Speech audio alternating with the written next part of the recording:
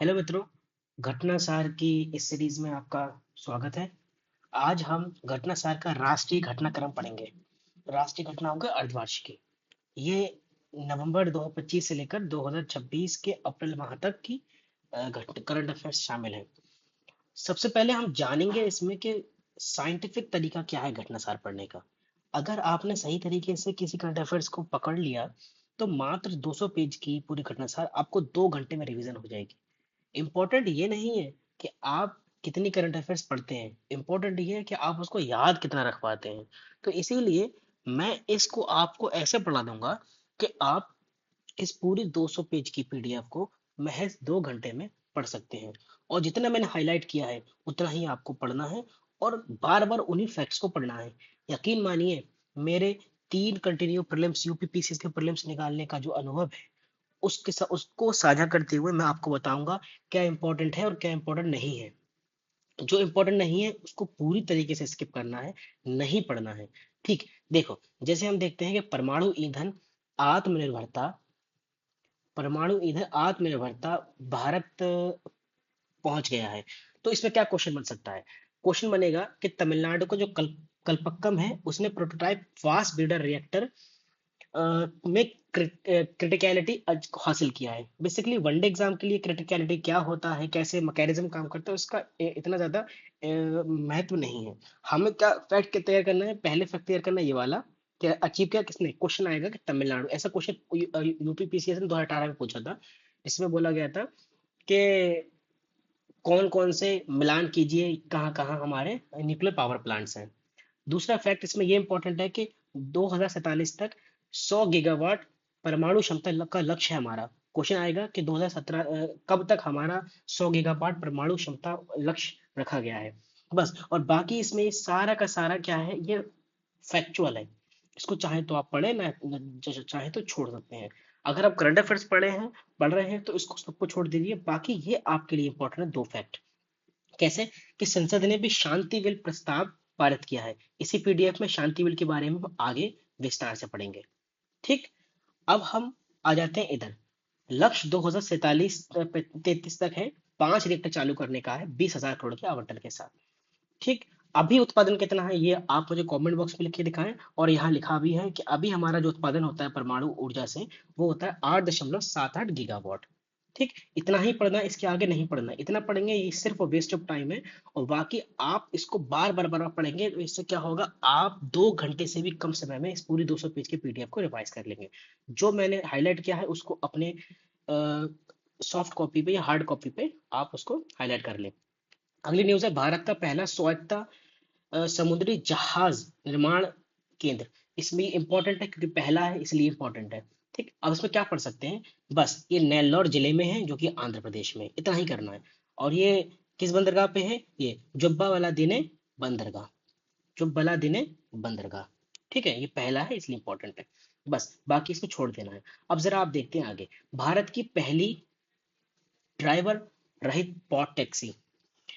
पूरी खबर में मैं पढ़ चुका हूँ, कुछ इंपॉर्टेंट नहीं है। बस आपको इतना जान लेना है कि पहली ड्राइवर पॉड टैक्सी कहाँ पे हुई है। ये आपके मुंबई के कुर्ला और विकेसी के बीच चलेगी पहली ड्राइवर रहित पॉड टैक्सी। आगे पढ़ते हैं। गुरुग्राम भारत का सबसे प्रदूषित शहर। इस खबर में यही इंपॉर्टेंट है, बाकी इसको आप छोड़ सकते हैं।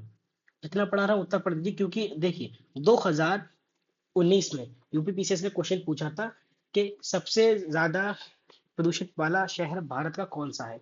तो उसमें एक आंसर था। तो यूपीएससी से इतना ही पूछेगा, बेसिक पूछता है, इसके अंदर नहीं पूछेगा ये कहाँ है, दूसरा नंबर तीसरा नंबर नहीं, पहले नंबर पे कौन सा, उतना ही काफी है। तो ये सीआरईए ऊर्जा और स्वच्छ वायु अनुसंधान केंद्र इसकी रिपोर्ट निकालता है और उसने बोला है गुरुग्राम सबसे प्रदूषित शहर है। यकीन मानिए जितना मैं बोल रहा हूँ उतना पढ़ लीजिए। आपके जितने भी वनडे एग्जाम है, अभी अपकमिंग लोअर पीसीएस की भर्ती आने वाली है। उसके बाद लोअर यूपी पीसीएस का एग्जाम होगा 6 दिसंबर को। उससे पहले कई सारे इलाहाबाद हाई कोर्ट का एग्जाम आएगा। उस सब में आपको यही क्वेश्चंस देखने को मिलेंगे।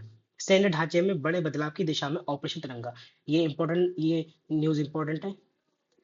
ऑपरेशन तिरंगा से रिलेटेड इतना पता होना चाहिए। 2-3 न्यूज बताता हूँ। सीडीएस कौन है आप याद रखिएगा, अनिल चौहान। बेंगलोर में रण संवाद 2026 का आयोजन हुआ।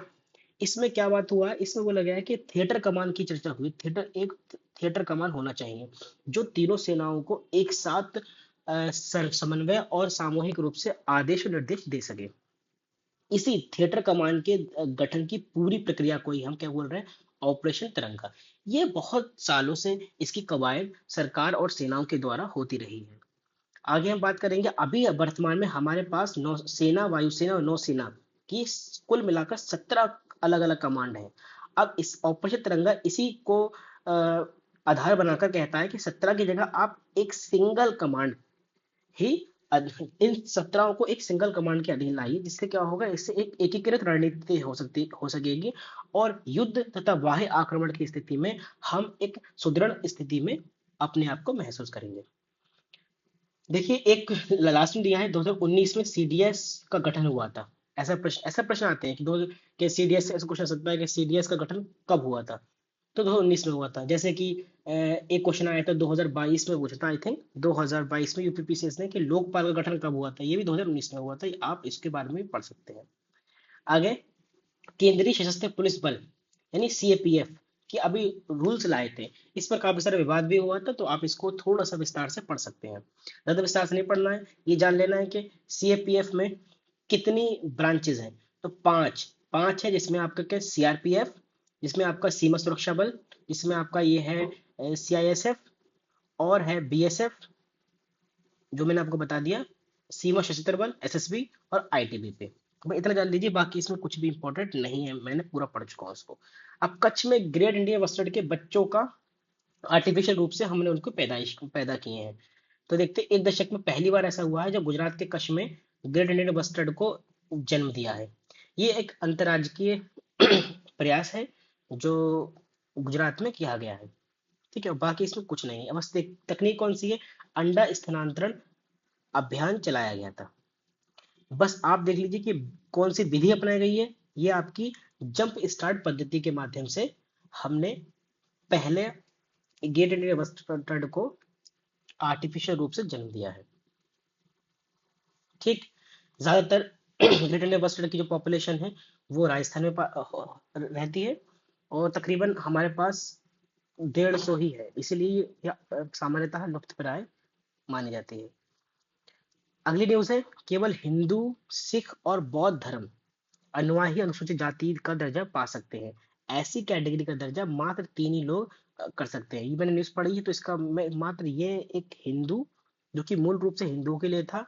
उसके बाद 1956 और 1990 में बौद्ध और सिख को भी ये दर्जा दे दिया गया। बाकी ईसाई, सिख, जैन, अदर कम्युनिटी को ये दर्जा प्राप्त नहीं है। अगर क्वेश्चन बना तो इससे क्वेश्चन कैसा बनता है, क्वेश्चन बनेगा कि मूल रूप से हिंदुओं को था और बाद में और लास्ट में कैसा दिया गया है, 1956 में सिख को और 1990 में बौद्ध को। अगली न्यूज में सिर्फ आपका ये हाईलाइट जो किया हुआ है वही इंपॉर्टेंट है, कोची स्थित भवसागर रेफरल केंद्र को राष्ट्रीय भंडार की मान्यता। बस क्वेश्चन आएगा कि राष्ट्रीय भंडार की मान्यता क्या हाल ही में किसे दी गई है, तो कोची में स्थित है भवसागर, उसको दी गई है। और बाकी न्यूज में सिर्फ टेक्निकलिटी है। अगर आप तैयारी कर रहे हैं, लेखपाल की तैयारी कर रहे हैं, आप लोअर पीसीएस की या फिर यूपी पीसीएस 2026 की, तो इस बारे में पढ़ने की आपको कोई जरूरत नहीं है। ठोस कचरा प्रबंधन नियम 2026 लागू किए गए हैं। ठोस कचरा नियम 2026 के अंतर्गत इसमें एक नई बात कैटेगरी जोड़ी गई है। अब कचरे को 4 रूपों में हमें संग्रहित करना रहेगा, 4 श्रेणियों में। इसमें गीला कचरा, सूखा कचरा पहले भी था, सैनिटरी और विशेष देखभाल को भी अपनाया गया है। ठीक है, अगला बढ़ते हैं। केंद्रीय कैबिनेट द्वारा उड़ान 2.0 को मंजूरी। उड़ान मतलब उड़े देश का आम नागरिक। इसकी 2.0 को मंजूरी दी है। इसमें जो इंपॉर्टेंट है वही आपका सेकंड लाइन जो बोलता है कि उड़ान 2.0 के तहत 100 नए एयरपोर्ट विकसित किए जाएंगे। प्रश्न सीधा यहीं से बनेगा कि कितने नए एयरपोर्ट विकसित किए जा रहे हैं उड़ान 2.0 के तहत, तो उसका आंसर होगा 100। ठीक, अगला देखते हैं। यही इंपॉर्टेंट है, केरल में ड्रैगन फ्लाई प्रजाति एक लिरियोथेमिस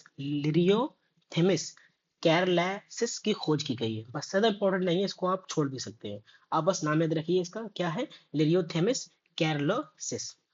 सम्राट चौधरी 24 में मुख्यमंत्री बने हैं बिहार के। इसको आप पढ़ने की कोई जरूरत नहीं है। अगर अन्यथा आप बिहार की तैयारी नहीं कर रहे हैं तो। अगली न्यूज है, संसद में ट्रांसजेंडर व्यक्तियों का संरक्षण संशोधन अधिनियम विधेयक पारित हो गया, वो अधिनियम बन गया है। ट्रांसजेंडर के लिए नए नियम पारित हुए हैं। अब विशेषता इसमें बात क्या की गई है कि ट्रांसजेंडर शब्द को परिभाषित किया गया है, जिसमें एक नया बदलाव लाकर के स्वयं द्वारा बोधित पहचान को बाहर कर दिया गया है। जैसे मैं कह दूं कि मैं ट्रांसजेंडर हूं, तो मेरे कथित कहने से कुछ नहीं होगा, एक मेडिकल बोर्ड होगा, वो निर्धारित करेगा कि हाँ ये ट्रांसजेंडर है या नहीं है। मेडिकल बोर्ड के तहत तर्ज पर ये बात कही जाएगी, बाकी स्वकथित और यौन अभिविन्यास के आधार पर इसको मान्यता नहीं दी जाएगी। तो ये नया बदलाव है बस, और ज्यादा इंपॉर्टेंट इसमें और न्यूज़ नहीं है। अब आगे आते हैं, ये इंपॉर्टेंट न्यूज़ है आपकी। ये लेखपाल 2026 जो 21 मई को हुआ एग्जाम, उसमें पूछा गया था कि ब्रह्मपुत्र नदी के नीचे सड़क सह रेल सुरंग परियोजना को मंजूरी। देखिए इतना आसान सवाल आता, उसने कहा था कि पहली जलमग्न सड़क सह रेल सुरंग परियोजना कहाँ किस नदी पर लॉन्च की गई है, तो ब्रह्मपुत्र नदी। यही क्वेश्चन आएंगे आप दोबारा। देखिए सारे एग्जामिनर का जो माइंडसेट होता है ना, वो लगभग सेम होता है। तो लेखपाल ने पूछा कि किस नदी पर है, और फिर ये पूछ लेगा, ज्यादा से ज्यादा पूछ सकता है कि इसका बजट कितना है, बस 8,662, और इसे आप छोड़ दीजिए। याद रखिए आसाम के अंदर है, ब्रह्मपुत्र नदी पर है, पहला जगमग्न जलमग्न क्या है, सड़क सह रेल, सड़क प्लस रेल दोनों दोनों होंगी, वो जल के अंदर होंगी। अगली खबर है, राष्ट्रीय जैव विविधता प्राधिकरण, प्राधिकरण जो आक्रामक विदेशी प्रजातियों का विशेषज्ञ समिति गठन करता है, ये आप तैयार कर लीजिए बस। अब देखिए, ये कमेटी के नाम याद करने की आपको कोई जरूरत नहीं है, यही तो आपको समझना है कि आपको पढ़ना है क्या नहीं पढ़ना है। करंट अफेयर्स में अगर सब लाइन पढ़ने लगेंगे, लिटरली आप कुछ याद भी नहीं कर पाएंगे, और एग्जाम हॉल में आप भूल जाएंगे सारी चीजें। हमें इसको इसी सेंटेंस को बार बार बार रिवाइज करना है। तकरीबन मान के चलिए आपको 15 से 20 बार इसको पढ़ लेना है, और ये तभी संभव है जब आप शॉर्ट से शॉर्ट रखेंगे। आपको अलग से नोट्स बनाने की जरूरत नहीं है, जो मैंने हाईलाइट किया उसी को हाईलाइट कर लीजिए। 100% मान के चलिए आपको 99% करंट अफेयर्स यहाँ से देखने को मिल जाएंगे।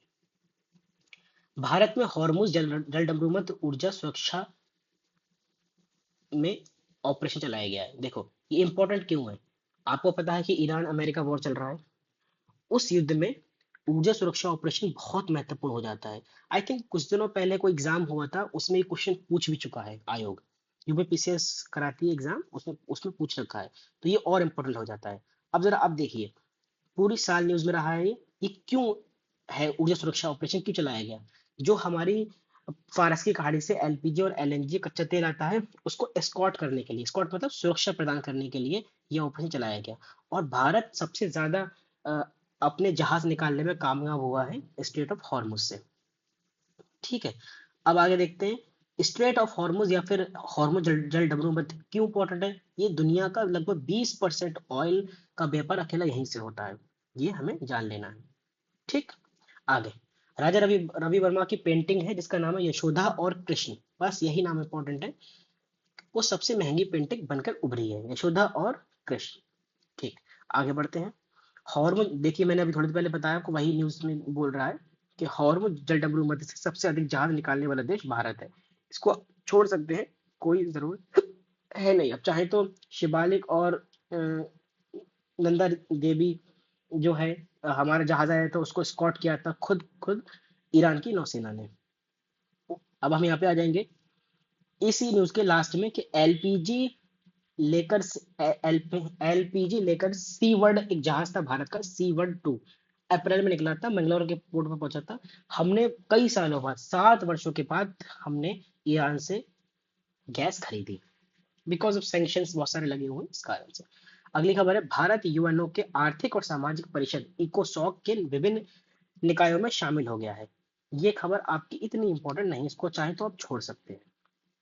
आगे खबर इंपॉर्टेंट है, 11वां रायसीना संवाद 2026, इससे प्रश्न कैसे बनता है। 2021 में आयोग ने पूछा कि 10 के 8वां रायसीना संवाद या फिर 7वां रायसीना संवाद के मुख्य अतिथि कौन थे।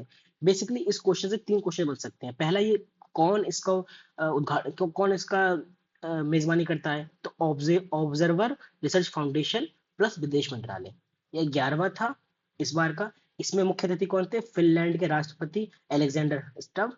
थीम क्या थी, संस्कार अभिकथन सामंजस्य उन्नति। थीम हमेशा इंग्लिश में याद रखिए। संस्कार, assertion, accommodation, advancement. S triple A, S triple A, आपको याद रखना है। अब 5 मार्च को सम्मेलन का उद्घाटन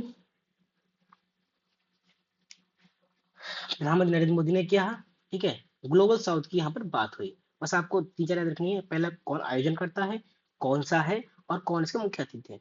राइस एंड डायलॉग काफी इंपॉर्टेंट है। वनडे एग्जाम में कितने सारे एग्जाम में अभी अभी पूछा है, 2023 से लेकर 2025 तक कितने सारे वनडे एग्जाम में पूछा है। मैं आपको विद प्रूफ दिखा दूंगा, लेकिन ये मेरा पहला वीडियो है तो मैं इसमें आपको सिर्फ मुंह से बता रहा हूँ, नहीं तो मैं आपको स्क्रीनशॉट लगा के दिखा दूंगा नेक्स्ट टाइम से। फिनलैंड के राष्ट्रपति की भारत यात्रा हुई, जिसमें राष्ट्रपति अलेक्जेंडर स्टब, नाम याद रखना है, भारत की आधिकारिक यात्रा पर आए थे। नाम याद क्यों रखना है? क्योंकि आपने देखा होगा 2023 के आयोग ने एक पेपर पूछा, उसमें यहाँ पर दिए देश और यहाँ दिए राष्ट्रीय अध्यक्ष, और आपको मिलाना था कि कौन सा राष्ट्रीय अध्यक्ष किस देश से संबंधित है, इसलिए ये इंपॉर्टेंट है। मैं आपको बार बार बोल रहा हूँ, पीवाई क्यूब से पढ़े देख के पढ़ेंगे तो आपको पता लगेगा कि आपको इतनी बड़ी न्यूज में कुछ भी तैयार नहीं करना है। एक तो ये याद तैयार करना है कि इसके राष्ट्रीय अध्यक्ष कौन है, दूसरा तैयार करना है आपको कि कोई लक्ष्य दिया गया है। हाँ, द्विपक्षीय व्यापार को 2030 तक दोगुना करने का लक्ष्य निर्धारित किया गया है। फिर अगली खबर, आपको ये छोड़ देना है, इसमें आपको कोई दिलचस्पी नहीं लेनी है। अब देखिए, वर्ल्ड सर्कुलर इकोनॉमिक फोरम की सह मेजबानी के लिए भी सहमति दोनों पक्षों ने बनाई है। ठीक, तो आज के लिए अब हम अगली खबर पढ़ते हैं। दिसंबर 2025 के अंत तक देश में टेलीफोन उपभोक्ताओं की संख्या, इसमें कोई भी इंपॉर्टेंट खबर नहीं, आप छोड़ सकते हैं इसको। आपके किसी एग्जाम के लिए, आने वाले एग्जाम के लिए इंपॉर्टेंट नहीं है। यूपीपीसीएस के लिए अगली इंपॉर्टेंट खबर है मूनशॉट परियोजना। ये इंपॉर्टेंट क्यों है? क्योंकि भारतीय विज्ञान संस्थान और प्रतीक्षा ट्रस्ट ने मिलकर बनाया है। और ये काम क्या है, मुख्य उद्देश्य क्या है? जो हमारे मस्तिष्क की कार्य क्षमता होती है, उसको सहारा देने वाले उन्नत ब्रेन को प्रोसेसर को विकास करना है। बेसिकली ब्रेन को प्रोसेसर क्या होते हैं? जो हमारे दिमाग में सिग्नल, अगर किसी धक्के से, किसी बीमारी से या न्यूरोलॉजिकल डिसऑर्डर से हमारे दिमाग में जो प्रॉब्लम्स आती हैं, उनको ठीक उनको ठीक करने या फिर उनको कोऑर्डिनेशन बनाने के लिए सहायक होता है।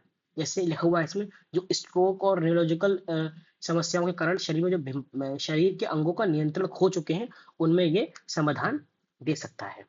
ठीक है, आपको इतना क्या करना है। मूनशॉट क्या है? मूनशॉट एक प्रकार से मस्तिष्क रिलेटेड बीमारियों का बीमारियों के संबंधित कुछ एक मशीन है, जो कि उन मरीजों की हेल्प कर सकती है जो कि दिमागी रूप से प्रॉब्लम में है। ठीक, आगे, नवीकरणीय ऊर्जा के स्थापित क्षमता तीसरे नंबर, मोस्ट इंपॉर्टेंट न्यूज है। नवीकरणीय ऊर्जा स्थापित क्षमता में भारत विश्व में तीसरे स्थान पर है। पहले पे चाइना है, दूसरे पे अमेरिका है, और तीसरे पे भारत है।